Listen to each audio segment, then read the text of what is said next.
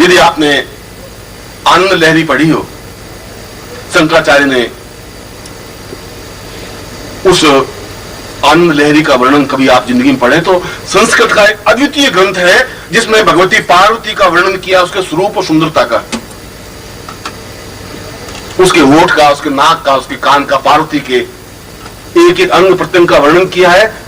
और शंकराचार्य जैसे सन्यासी ने वर्णन किया है। इसका मतलब तो घोर अश्लील शंकराचार्य थे। इतना नाजुक और सुंदरता वर्णन कर दिया पार्वती का और फिर मां का, बहुत गया भी था।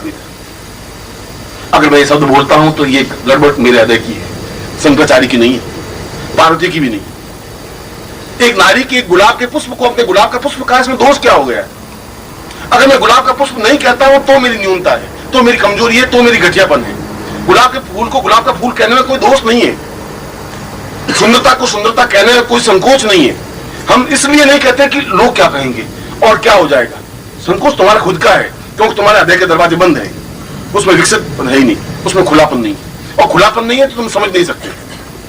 दबे हुए हो, बींचे हुए हो, और मैं कह रहा हूं तुम मुर्दा शरीर हो और उस मुर्दा शरीर को ढोकर के बढ़े जा रहे हो। इसलिए तुम्हारे चेहरे पर आनंद की लकीरें नहीं है, इसलिए तुम्हारे चेहरे पर मुस्कुराहट नहीं है, प्रफुल्लता नहीं है, अट्टहास नहीं है, हास्य नहीं है, विनोद नहीं है। एक बुझा हुआ चेहरा, जैसे कि अंगारा बुझ गया हो और बस धुआं जल रहा है और जिंदगी जल रही है, पहुंच रहे हो। तुम्हारी जिंदगी में कुछ 24 घंटों में अगर आप हिसाब लगा के देखें तो 5 मिनट भी मुस्कुराने के लिए नहीं है। टेंस तो है, तनाव तो है कि ये लड़का कहना नहीं मान रहा, बहू आई नहीं है, ये साली तनख्वाह का क्या होगा, ये तो है तुम्हारे पास, ये तो पूंजी बहुत है। मगर आप हिसाब लगा के देखें कि 24 घंटों में कितना मिनट मुस्कुराते हो? 5 मिनट भी नहीं। और यदि मुस्कुराते भी हो, इतनी फीकी मुस्कुराहट की लोग पहचान लेते कि ये नकली मुस्कुराहट है। आइए आइए, बहुत खुशी हुई आपसे मिलकर। ये मुस्कुराहट है क्योंकि तुम्हारा हृदय पक्षी जागृत है ही नहीं। जब हृदय पक्षी जागृत नहीं तो मुस्कुराहट आ ही नहीं सकती।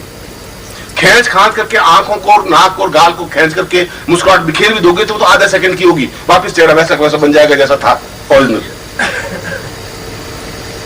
इसलिए कि तुम चिंताओं के बोझ से दबे हुए, इसलिए कि तुम्हारा हृदय पक्ष जागृत है नहीं, इसलिए कि तुम्हें अपने जीवन का एहसास नहीं है, इसलिए कि तुम अपने हृदय में गुरु को उतार नहीं सके।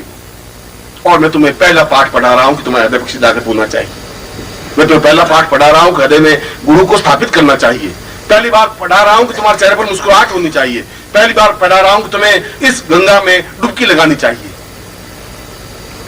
इसलिए कि उस डुबकी लगा करके बाहर जब निकलोगे तो तुम्हारे हाथ मोतियों से भरे हुए होंगे। समुद्र में जो डुबकी लगा सकता है वो मोती लेकर के बाहर निकल सकता है। किनारों पर बैठा हुआ व्यक्ति मर सकता है, घोंगे चुन सकता है, कीड़े मकोड़े चुन सकता है, मछलियां चुन सकता है, मोती प्राप्त नहीं कर सकता। मोती प्राप्त करने के लिए समुद्र के बीच में कूदना ही पड़ेगा, और जो कूद जाता है वह जीवन में सब कुछ प्राप्त कर लेता है। इसलिए आज जब उमानंद जी भजन गा रहे थे और वो कह रहे थे कि मेरी नाव तो बड़ी डगमग चल रही है, आप नाव चलाएंगे, और मैं तुम्हें बिल्कुल विश्वास दिलाता हूं कि तुम्हारा नाव का चलाने वाला मैं हूं और मैं चलाऊंगा। तुम्हारा नाव डगमग होने दूंगा नहीं। आवश्यकता इस बात की है कि मुस्कुराहट के साथ अपनी नाव मुझे सौंप सकते।